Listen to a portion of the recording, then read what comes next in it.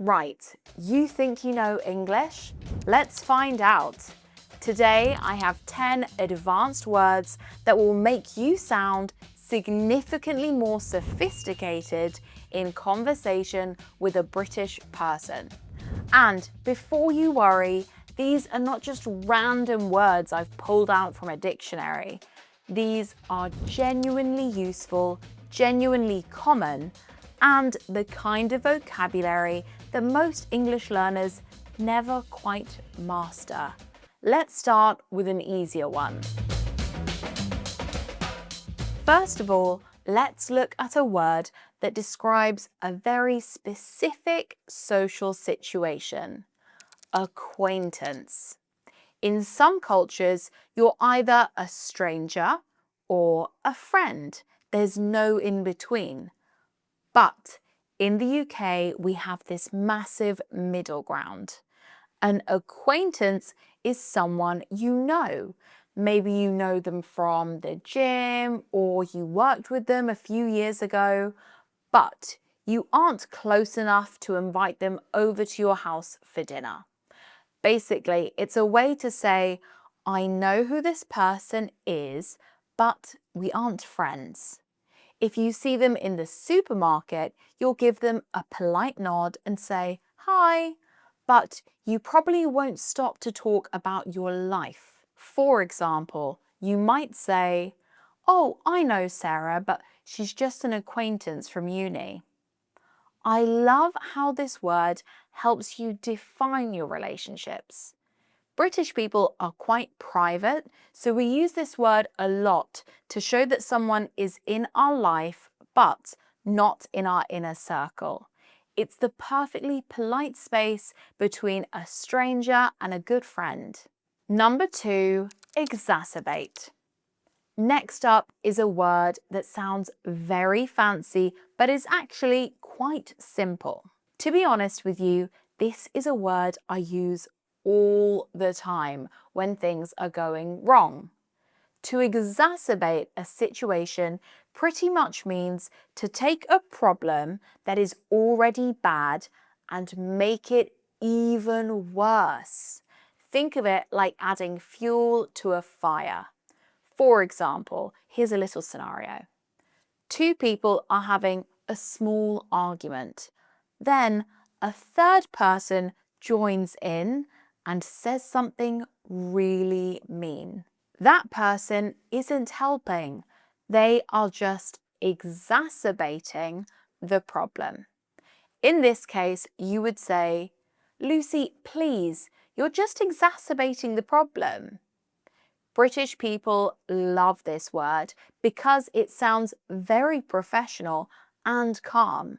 It's a way of saying you're making everything worse without needing to shout. Actually, if you use this at work, you'll sound very well spoken. Just remember, we almost always use this for negative things. You don't exacerbate a good situation. You only ever exacerbate a bad one. Number 3, ambiguous. Speaking of work, let's talk about the word ambiguous. Now, if you ask me, British culture is sort of built on being ambiguous. If something is ambiguous, it means the meaning is not clear. It could be understood in 2 or 3 different ways. It's like looking at a blurry photo. You can see something is there, but you aren't 100% sure what it is. For example, if your boss sends you an email that says, your work is ... interesting, that is very ambiguous. Do they mean it's good? Do they mean it's weird? You don't know. You might say, I'm afraid your email was a bit ambiguous. Could you tell me exactly what you thought? I have to say, using this word is much more polite than saying, your email was confusing. It suggests that the message was unclear, rather than saying the person was bad at explaining. It's a very clever way to ask for clarity while staying professional. It shows you've noticed there are several ways to understand the situation and you want to be sure you have the right one. Now, here is a word you'll hear a lot on the news or during a long dinner with the family. Contentious. Basically, if a topic is contentious, it's very likely to cause a lot of disagreement or even a big argument. It's a hot topic that makes people feel very emotional. I'm a big fan of this word because it's a great way to describe a danger zone in a conversation. For example, the question of how to make the perfect cup of tea. Do you put the milk in first or the tea in first? Believe it or not, that is a very contentious issue here in the UK. You might hear someone say, "That's a rather contentious point, actually." It's a sophisticated way of saying, "I know people feel very strongly about this, and we might end up arguing." It's the perfect word for those things that people just love to argue about. Using it shows you understand the social risks of the conversation you are having. Are there any contentious topics in your home country? Write them down in the comments for me. I am so curious. Number 5, pedantic. Now, have you ever met someone who is just obsessed with tiny, tiny details? Maybe they correct your grammar in a casual text message, or they get upset if the spoons in the kitchen drawer aren't perfectly straight. In the UK, we call that person pedantic. For example, he's being incredibly pedantic about the punctuation in this report. He spent 3 hours checking the commas. Okay, let's talk about a word that often comes up when we talk about money or how people spend their time. Frivolous. This is a great word to have in your vocabulary. If something is frivolous, it means it doesn't have a serious purpose. It's kind of silly or unnecessary. We often use it when people spend money on things they don't really need. For example, if you're struggling to pay your rent, but you go out and buy a diamond-covered phone case, someone might say, "Buying that seems rather frivolous, doesn't it?" It carries a tiny bit of judgment. It suggests that someone isn't being very sensible or mature.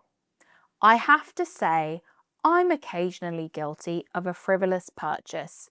Usually it's a new notebook that I never end up writing in. So remember, when you are using the word frivolous, you are saying that something is fun, but perhaps not the most intelligent way to spend your time or money. Number 7, nuance. This word is literally the key to understanding British people. First of all, let's look at how to say it. You can say nuance or nuance. To be honest, both are perfectly fine. Americans always say nuance and Brits normally say nuance, but sometimes also nuance. Anyway, a nuance is a very, very small, subtle difference. It's not a big, obvious change. It's a tiny detail that changes the flavour of something. The thing is, British English is all about nuance. When we say, "That's quite good," the nuance in our voice, maybe a small change in our tone, tells you if we mean it's amazing or it's actually quite bad. Understanding British nuance is a lifetime journey, but just knowing the word is a great start. You might say to someone, "There's a nuance you're missing in this conversation. It's a very high-level way to say that the situation is more complicated and subtle than it looks on the surface.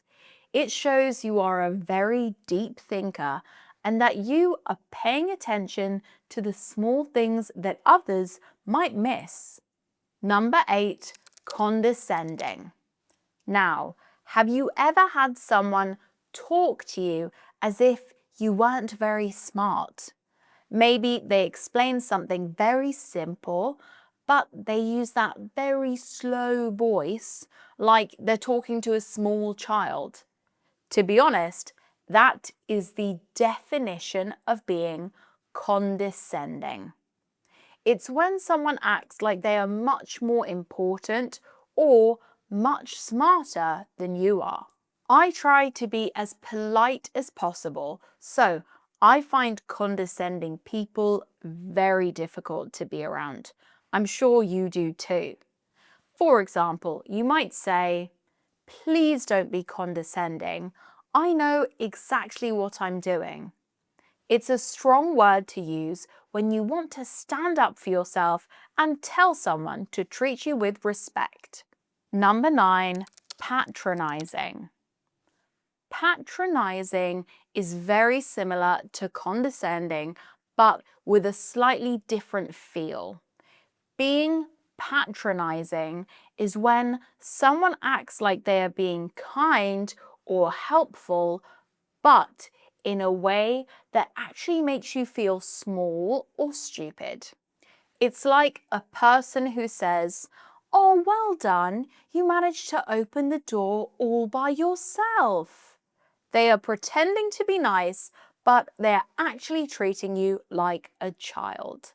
Now, imagine a boss who is explaining a simple task you've already done 1,000 times. You could say, "Your patronizing attitude is exacerbating the problem." Boom, look at you. You've just used 2 advanced words in one sentence. I mean, really, that is how you start to sound like a native speaker. Mind you, if you actually say that to your boss, you might want to have your CV ready. It sounds incredibly fluent, but it's definitely a bridge-burning kind of sentence. Be careful. Finally, let's look at symptomatic. Now, you know this word from a doctor's office. Like a cough is a symptom of a cold, but in British English, we use it to describe problems at work or in society too. Basically, it means one small problem is a sign of a much larger, deeper issue. For example, if an office is always messy and people are always late, you might say, "This isn't just one person being lazy. It's symptomatic of a bigger problem with how this company is managed." We love using words like symptomatic because they sound very calm and analytical, which is much more comfortable for us than being direct. It's a way to address a problem without making it feel like a personal attack. Actually, if you notice, half of these words are just clever ways for us Brits to be a little bit indirect about how we really feel. It's honestly like our national sport. Well, there you have it, 10 advanced British words that will literally change the way you speak. Just remember, knowing these words makes you sound educated, but using them every now and then, well, that's what makes you sound truly British. Remember, if you're looking to level up your English and really get confident, I recommend you check out my Beyond the Basics of English course. The link is in the description. If you enjoyed this video, please give it a like and subscribe as it really helps the channel. Thanks for watching and I'll see you next time.